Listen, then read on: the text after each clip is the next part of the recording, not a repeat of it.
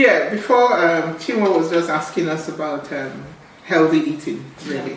There are different food groups that a little bit of age is what gives you a healthy plate. And within those groups, you have the food group within the proteins, you have the fat, some of it is necessary, you have your carbohydrate, you have your fiber. And those are the key food groups you have. Paring it down, for the proteins, there are things like meat that we all have. We can call legumes part of the protein group as well. The okwas of this world, or breadfruit in English, they are the proteins that we have. We have your eggs and stuff like that, and that fall into that group. For most parts of Nigeria, the staple food is carbohydrate in one way or the other. Whether it's through the cassava, the yam, the what's the other one? Rice, the cornmeal that you make. Taking it up north, you're talking about your wheat and your millets and stuff like that. They kind of fall. Our main food back home basically is out of carbohydrate. Fiber. Our climate is such a wonderful place that we have what the Igbos would actually call organic, but it's actually growing in our back garden at no extra cost. The vegetables. Most of our parents, our moms in particular, they have a small patch just beside the house to grow their green, the ugu, the vegetables. And they're such a nourishing thing if only our people can appreciate it. The fruits we have out there as well, they are so sweet, and we have a variety of fruits back home. The oil we use can add a little bit to the fat that we need. And then you have your eggs, your milk, and all those kind of things. But for us back home, and considering the difficulties that we have back home as well, sometimes when we visit home, you kind of feel that people have a lot of emphasis on meat and fish. I don't have enough meat, I don't have enough fish in a plate. And you ask yourself, do you really need all that? You don't. The vegetables actually are just as good. And the vegetables are so nourishing. They are, Igbo will call it, sun has been beating it till it grows from when you plant it to when it fully blooms for you to use. It gives you so much nourishment that we should not be putting so much emphasis on meat and fish, because I notice it is, they just gave me one piece of meat, they just gave me this. Your vegetables, if you do with it. So it's a combination of all the different food groups actually that gives you a healthy diet.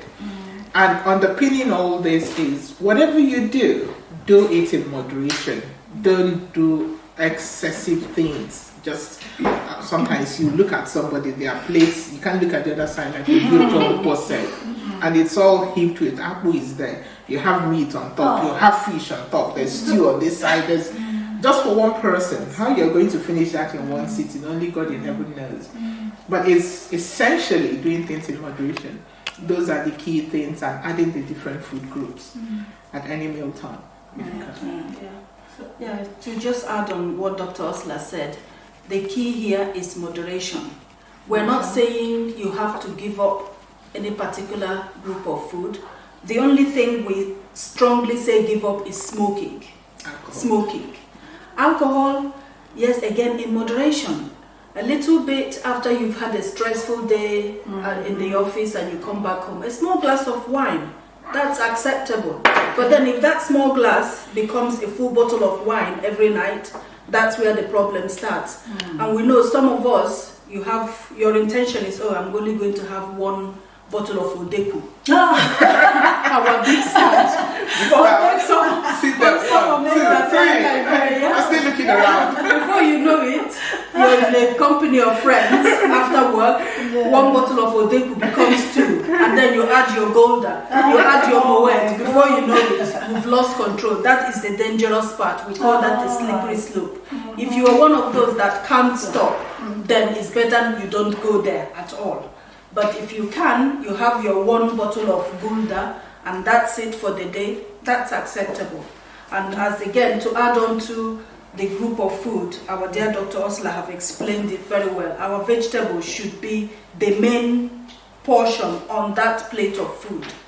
The point and kill, the meat, it's not really, you don't need that all the time. Yes, if you can afford it, but then just because you can afford it doesn't mean that it's okay. Moderation is still the key there.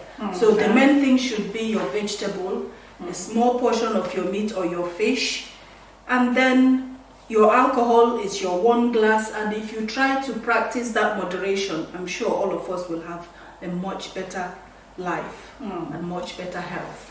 Wow, this is highly interesting. There are a lot of things I've learned now discussing with the doctors in the house. They have so many years of experience working with the NHS. Thank you so much. And going back, there was time when you mentioned about Dr. Osla Ugo, you mentioned about secondary damage, secondary damage. Please, can you just elaborate it more so that we will understand what it really means? The thing about hypertension is like it's a journey, okay? And that journey starts with when you're just slightly off the normal range, 140/30, 140/30. I have the odd headache. You take Panadol, you ignore it. Okay, that 140/80 then progresses to 150/90. Ever so often, you have that headache, you take Panadol. So it gradually progresses, and you see somebody walking around with blood pressure of 280, 240, 120, 140, 160.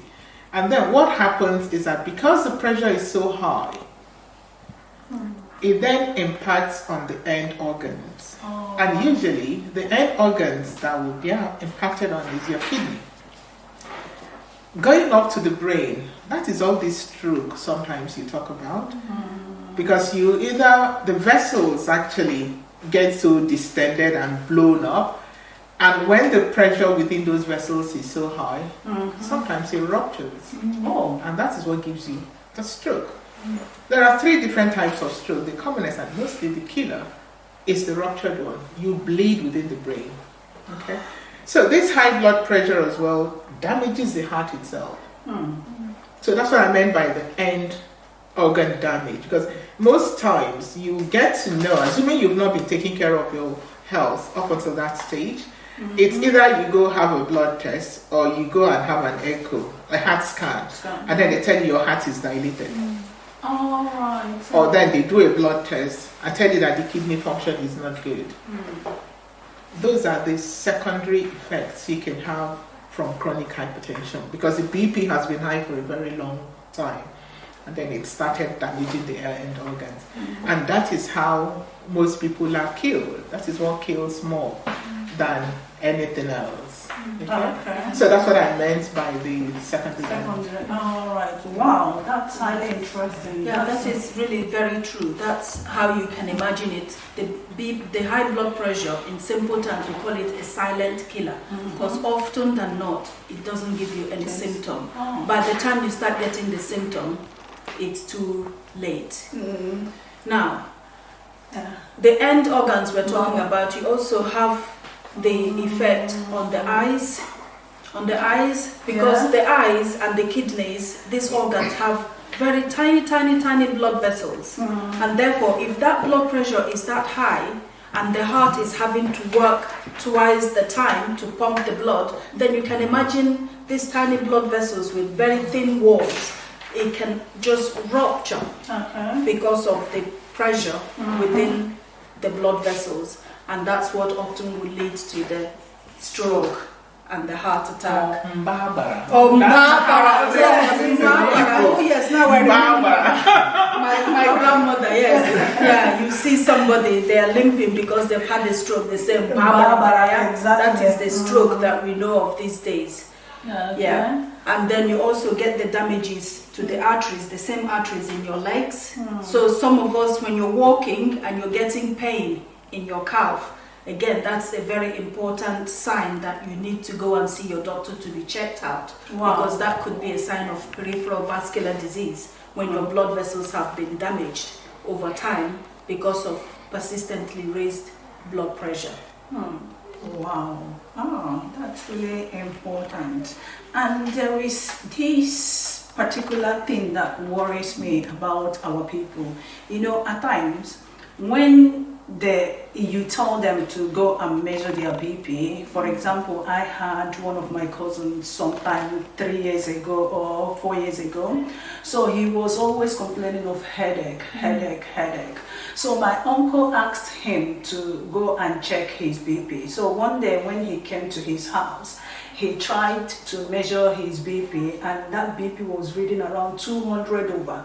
So he told him that, look, your high blood pressure is too high. You really need to go and see doctor. So what he said was, oh, God forbid, it's not my question. So I don't know, is there anything you can advise our people? Because when you tell them about high blood pressure, or when they hear about high blood pressure, it's like, oh, it's just like it's not just that.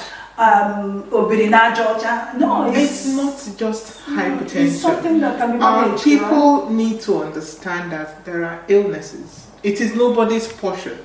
The whole thing is to identify it and then take care of yourself.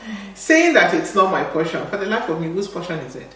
You just have to realize that it's an illness and an illness. The other thing is, what do we call it in Igbo again? They kind of say that it's spiritual attack. Okay. That's another thing, that it's spiritual attack. I mean, you have an illness, and it's an everybody can have it. And let us be aware that as we get older, we are more prone to these illnesses. In our youth, it's not a problem. But as we start working towards the latter years of our lives, that's when all these illnesses begin to show their heads. And we should be aware of it, that for what it is, it's an illness. It's not a spiritual attack. It's not a stepmother, stepfather that did anything. It's not an uncle, auntie, somebody you disagreed with. It's no spiritual attack. It's just an illness that has to be identified. And once it's identified and you go on to treatment, please, my people, treating hypertension is lifelong. Yes. You cannot take, like I know back home, and I don't blame anybody, and for our health professionals as well, this is just speaking to colleagues, please, if somebody has hypertension, I know the way practice is back home, kind of removing the packet and giving them something to go take. I don't think it's good practice, because you don't know if there's any interaction between that thing you've given them and whatever else they are taking. And as practice is back home, I might go to this mission hospital today because they are having this free health service that they're delivering, and most settings like that, they tend to give things for hypertension, things for blood pressure, diabetes and stuff like that.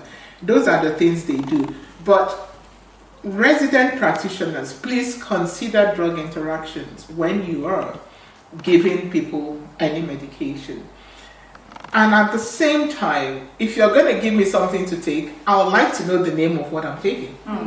That's really Because there's no need hiding it, taking it out of the packet and putting it in one sachet. And then you give me that sachet that will last me for 2 weeks. And I think that my hypertension will be better in 2 weeks. It is a lifelong commitment. And practitioners, please, once you prescribe, there's no need chopping and changing. Maximize the dose of whatever you've done to the maximum you should use of that particular medication. And once you get to that maximum of that medication, then you add on. You don't remove the one that was there, because clearly that one was doing something, but it wasn't enough to control the blood pressure. You add on to that. And that's how it works. You add on, your second add-on, you get to the maximum dose of that second, and it's not working. Them two, they are there. You add a third one. And it would be nice for the NMA, Nigerian Medical Association, and practitioners everywhere to have a kind of guideline on what you do. Because I kind of feel I've taken part in health missions back home, and it feels like people, what comes off the top of your head at any particular time, you prescribe. we're dealing with human lives. Our people need a lot of education. And most times, it hasn't got to be medicine, really, in the initial stages. Modifying your lifestyle and making a few changes might help, rather than popping in the pill from the word go.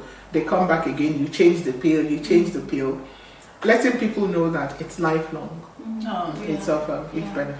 Yeah. To add on to what Dr. Osler have just said, for us, I know, thinking when I grew up, when I was growing up in Nigeria, I know how things were then. You have your bit of fever, a bit of headache. Often my mom would just go to the chemist next door and how many pills in a little sachet, and you take that for the 1 day, the 2 days, the 3 days, and that's it. Okay, if it's something like, let's say you have malaria, for example, you take that 3-day course of malaria tablets. Okay, that's okay for that episode. But the high blood pressure we're talking about, it's totally different from that. This is a chronic disease. For those of us here, fortunate to find ourselves in the Western world, we can just see how those things that used to happen back then, you now look at it, you say, oh, it was never empowered. It was never poison. It was never because that person didn't bury the father the way you should. Didn't give the father the befitting burial. It's something simple as just being educated, knowing that now I'm 40 years old, I'm no more 20, or I'm 50 years old. Of course, my body is starting to wear out.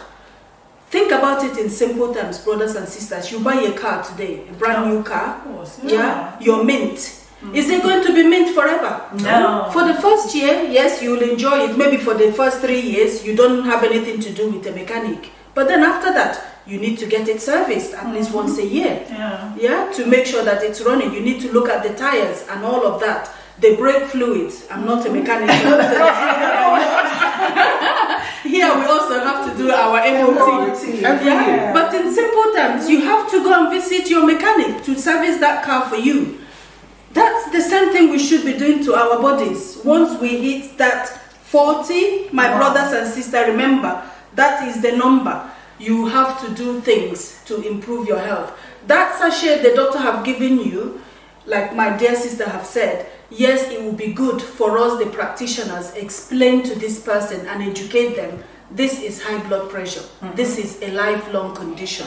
You have got to change your lifestyle. You've got to lose weight. You've got to exercise more. You've got to reduce your alcohol intake. If you're one of those that smoke, you have to quit the smoking. And this medication that I'm prescribing, this is what it's meant to do, and this is how you take it, and you must never stop this medication unless you see a practitioner. Yes, some of these tablets will cause you problems, side effects, we know, but you don't stop the tablet because of the side effects. Come back, let me know. We will talk about it. There are other things that we can use if one don't agree with you. So we really have got to educate our people about chronic diseases. I know in our population, Nigeria, there is no such thing as chronic illness. That's something we need to educate ourselves and learn and practice.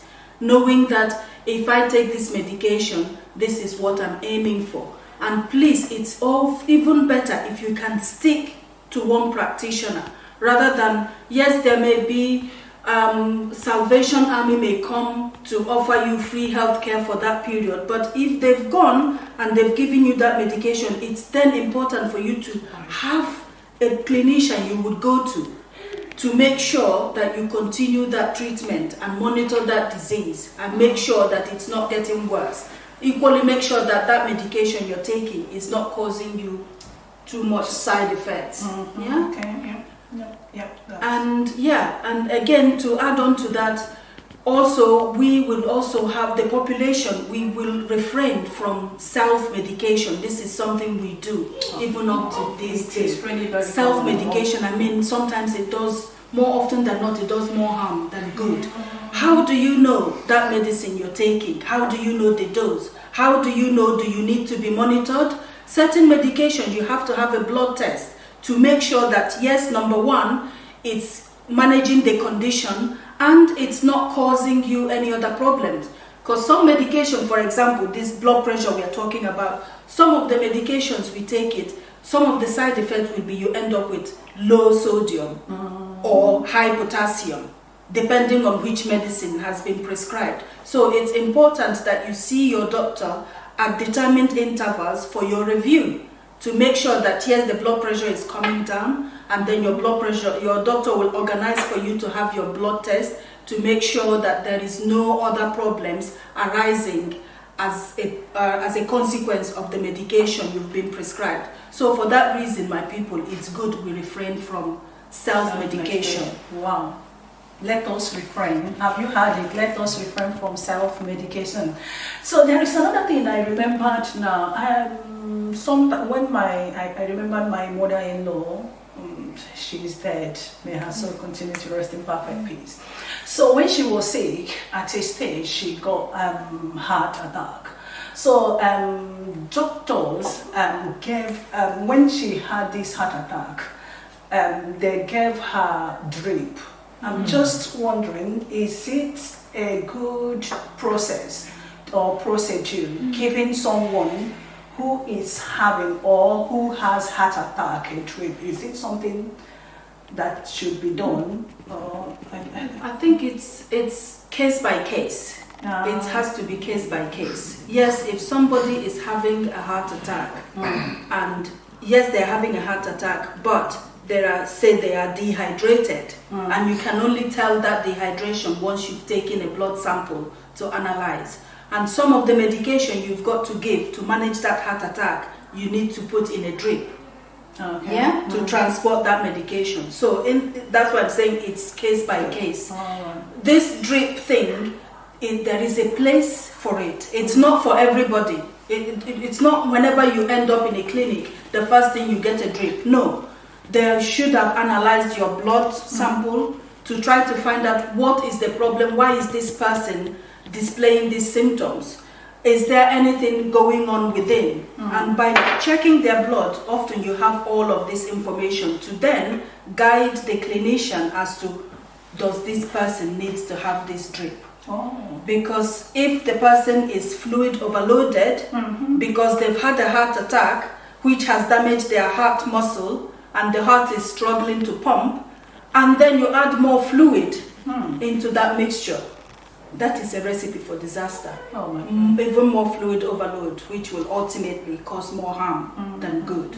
Alongside what Chioma said, I know back home people report they're feeling a little bit tired, and then they invite the nearest nurse who comes to the home, puts up a drip and goes away. Then she comes back, she'll tell you how to take off that drip. Why, for the life of anybody, should you have a drip at home? If you're tired and there's nothing else going on, put your head down on your bed and sleep. Putting that drip at home, the drips has its own problems as well, and Chioma has already mentioned some.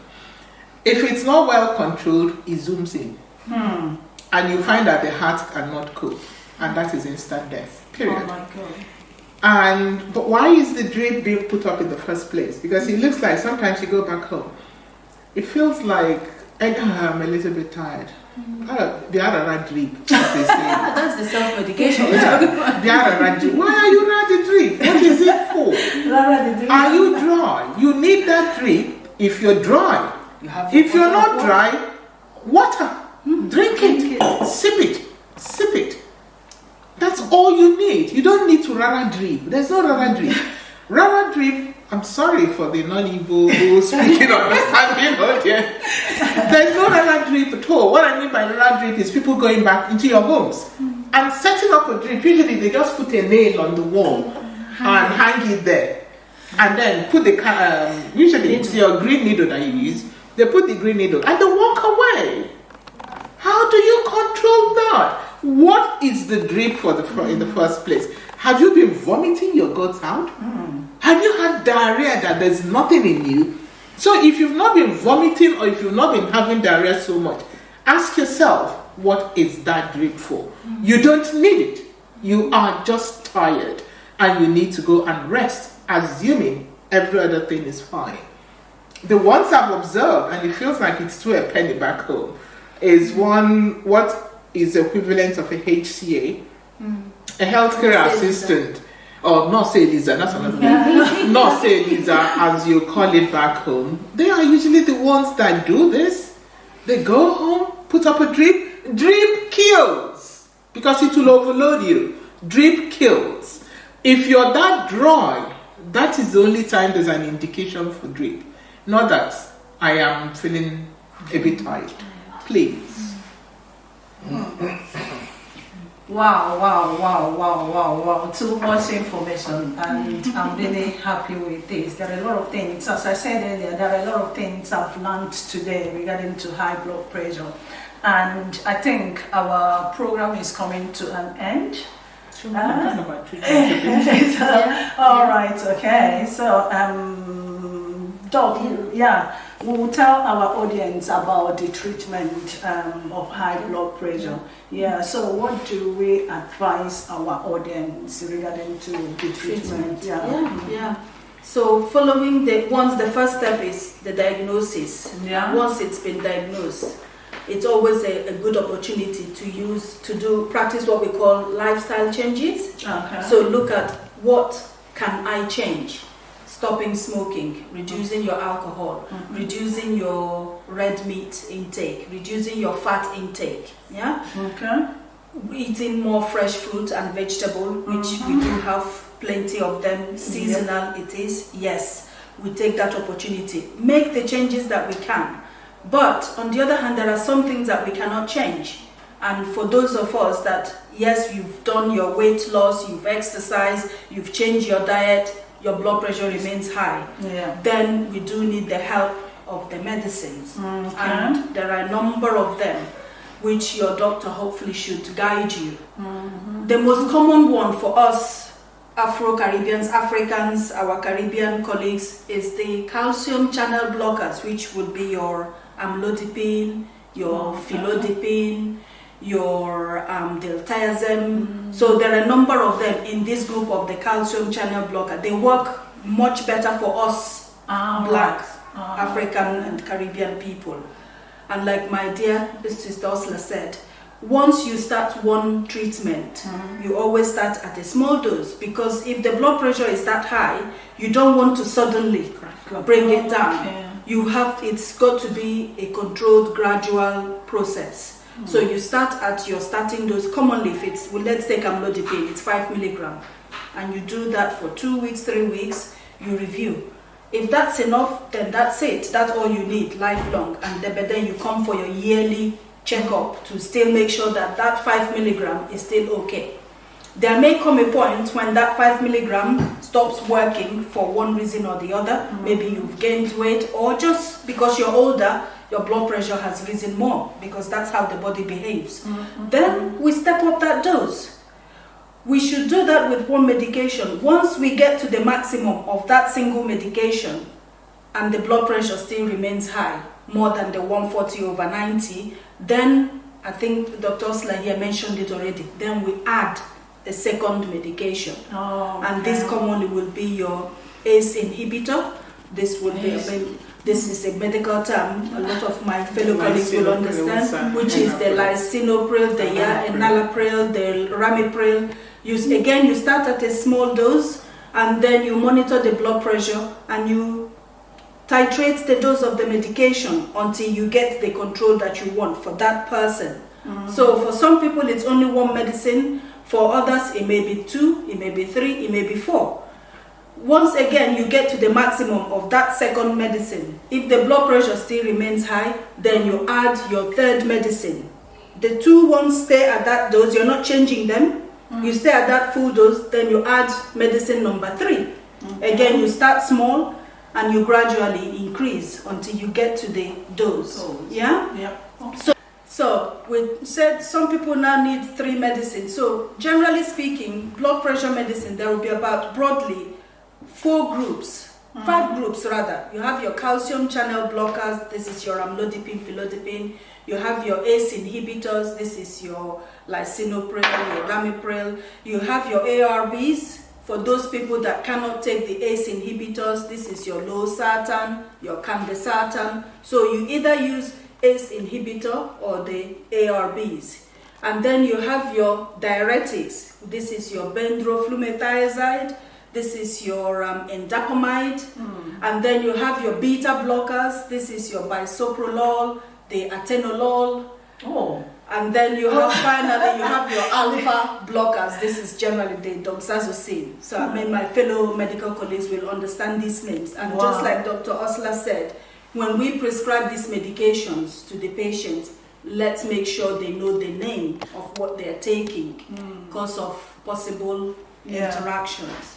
Yeah? Because even the names are highly difficult. So doctors, it's really good that you give your patient. There are secrets to them. The amlodipine, the names are sounding like Jinganju. Memorandum. Oh, brilliant, brilliant, brilliant.